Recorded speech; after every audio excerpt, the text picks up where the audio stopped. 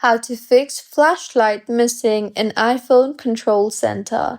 Hello everyone, I am Bishaka and welcome to our channel. Now let's get right into the tutorial. Firstly, go ahead and swipe down from the top right of your screen and tap hold on the control center.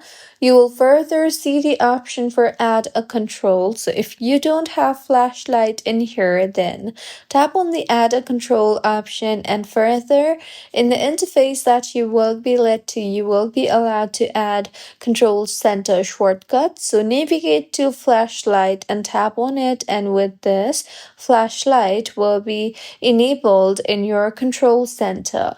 However, if flashlight is still not available in your control center, then go ahead and try to restart your iPhone, as a simple restart helps in fixing temporary system glitches.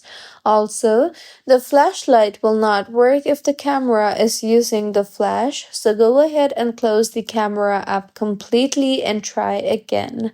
And if the flashlight is still not available, then launch the settings application on your device and then tap on screen time and then tap on content and privacy restrictions. Here, tap on allowed apps and purchases and make sure camera and system controls are allowed, and if not, then toggle them on. If your issue is not fixed yet, then go ahead and go to your control center again, and then go ahead and remove all other controls along with the flashlight and then re-add flashlight again.